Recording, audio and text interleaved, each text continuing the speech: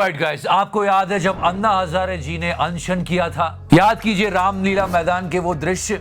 मेरा बस ये कहना है कि जब इस अनशन पे इतनी सारी बातें हुई थी, देश थम सा गया था, तो इस क्लाइमेट फास्ट पर भी थोड़ी सी बात होनी चाहिए। Because this is about a country and it's about nature. और ये सब कुछ सिर्फ और सिर्फ हमारे लद्दाख के इन पहाड़ों को बचाने के लिए। ये बात करना बहुत ज्यादा जरूरी है क्योंकि इनकी हालत दिन ब दिन बिगड़ती जा रही है। ये आज मेरा दूसरा दिन का खात्मा of the third day of our climate fast. यह है एनवायरमेंटलिस्ट सोनाम वांगचुक। ये एक क्लाइमेट फास्ट पर बैठे हैं। दिन ब दिन इनकी हालत खराब होती जा रही है। ये क्या मांग रहे हैं ये आप सब बहुत अच्छी तरीके से जानते हैं। लद्दाख के लिए schedule 6। Good morning world, greetings from the high Himalayas. I'm Sonam Wangchuk, sitting on my 12th day of climate fast today. कहानी शुरू होती है 370 के हटने से। तब लद्दाख वासी काफी खुश थे, उन्हें लगा कि उन्हें उनकी इंडिविजुअलिटी मिल जाएगी। लेकिन बात बिल्कुल उल्टी हो गई।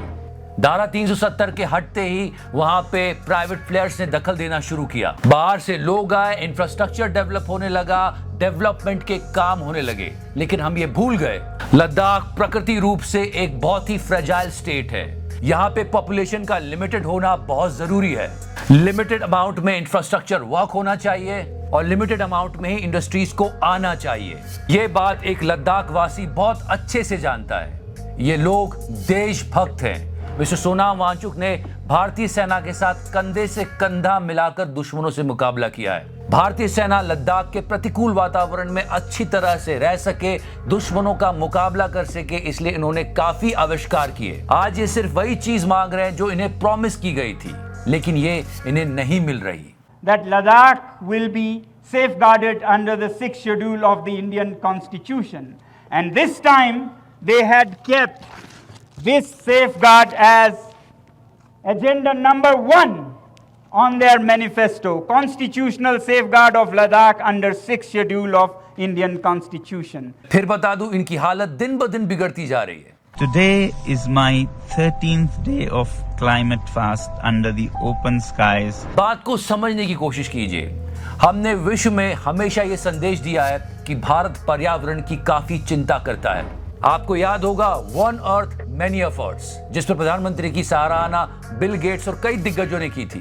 2070 तक हमारे देश ने 0 कार्बन उत्सर्जन का लक्ष्य रखा है। जब हम इतना कंसर्न दिखा रहे हैं पूरे विश्व के लिए, तो हम लद्दाख को क्यों भूल रहे हैं? मिस्टर सोनाम वांगचुक ने खुद कहा है कि डायरेक्टली और इनडायरेक्टली अगर लद्दाख इफेक्ट हुआ तो पूरा उत्तर भारत इफेक्ट होगा।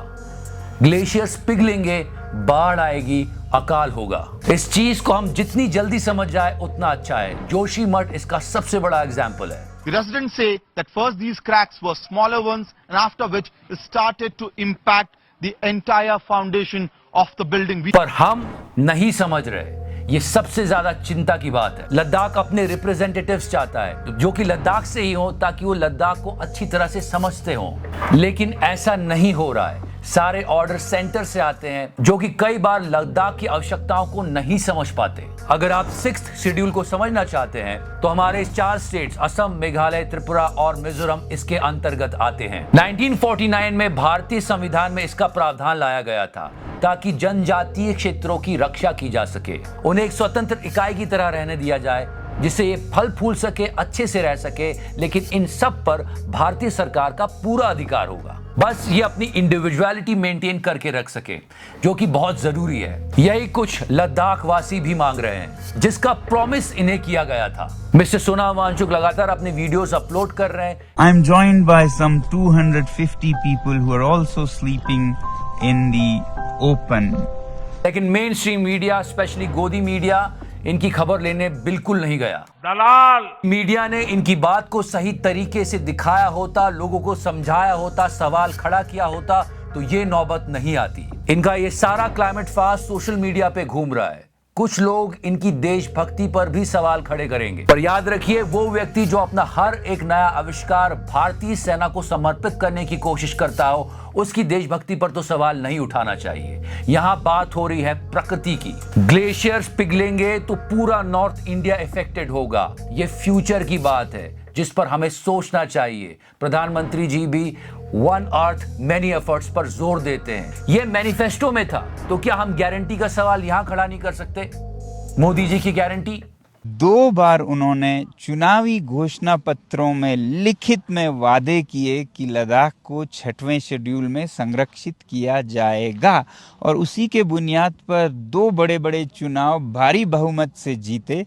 आप इस बात को समझने की कोशिश कीजिए। जब 370 हटी तब ये हीरो बन गए। तब सोशल मीडिया पे इन्हें देशभक्ति का तमगा दिया गया, सब लोगों ने प्रेस किया। लेकिन अब ये उसके आगे की चीज मांग रहे हैं जिसका वादा इन्हें किया गया था। कुछ लोग अब इनके ऊपर सवाल खड़े कर रहे हैं।